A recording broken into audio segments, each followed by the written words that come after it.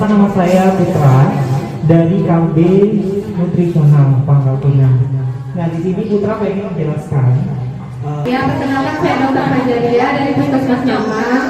Hari ini kita bekerja sama dengan Lab Prodia ya Bu ya. Juga didukung sama itu ada Entrasol di depan, diabetastol. Nah, hipertensi itu kalau seringnya kita sebut apa Bu? Darah tinggi ya, tekanan darah tinggi. Kalau diabetes mellitus itu sering masyarakat bilangnya sakit gula ya. 120 itu sistoliknya, 70 itu yang bawahnya diastoliknya. Kalau yang bawahnya itu nunjukin berapa detak jantung per menitnya ya. Nah, jadi pengertian hipertensi itu adalah ketika kita diukur tekanan darah, yang atas itu tadi tekanan darah sistolik lebih dari sama dengan 140. Nah, jadi bawah lebih dari sama dengan 90.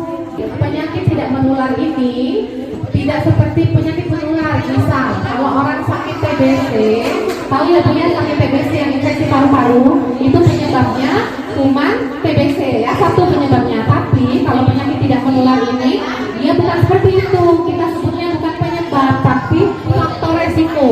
Jadi faktor resiko dibagi menjadi dua, yaitu ada yang bisa dimodifikasi, ada yang tidak bisa dimodifikasi. Maksudnya yang tidak bisa dimodifikasi itu tidak bisa kita ubah. Misalnya usia kan kita nggak bisa ubah ya. Apa gejalanya kalau kita tekanan darah tinggi, hipertensi? Nah, hipertensi sama diabetes ini dua penyakit yang gejalanya kadang tersembunyi, kadang tidak ada gejala.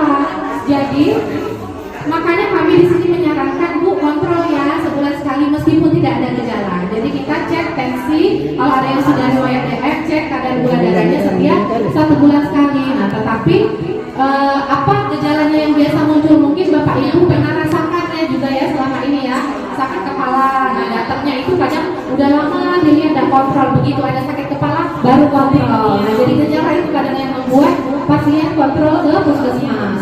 Ada nyeri dada, ada gelisah, mudah lelah, jantung berdebar-debar, penglihatan kabur. Setiap bulan supaya tekanan darah kita itu terkontrol. Jadi yang dibilang terkontrol berapa Bapak Ibu tadi? Di bawah 140 per 90. Nah, bisa diperiksakan berapa kadar gula darahnya. Nah, kita periksa kadar gula darahnya juga ada dua ya Bu. Ada namanya gula darah puasa dan gula darah sewaktu. Makanya setiap di sini ditanya itu puasa nggak? Nah, maksudnya puasa itu tidak makan dan minum manis sekurang-kurangnya 8 jam ya, bukannya yang kita harus sahur gitu enggak. Jadi yang dimaksud puasa itu tadi ya. Nah, kalau gula darah puasa itu batas normalnya 126 begitu diperiksa. Kalau yang sewaktu 200. Jadi misalnya Ibu hari ini kan puasa. Nah, kadar gula darah itu 130 berarti tinggi ya berarti ya kadar gula darah puasa. Sering kencing, sering haus, makan biasa tapi berat badan turun. Dia kesehatan rutin minimal berapa? 11 kali ya. Terus itu enyahkan asap rokok. Kalau misalnya tidak ada yang merokok di rumah bagus. Kalau ada yang merokok diharapkan di luar rumah ya, supaya yang tidak merokok tidak menjadi perokok pasif. Karena perokok pasif juga sama resikonya kayak perokok ya. Terus rajin aktivitas fisik. Nah, yang dibilang rajin tuh yang kayak mana Bapak Ibu?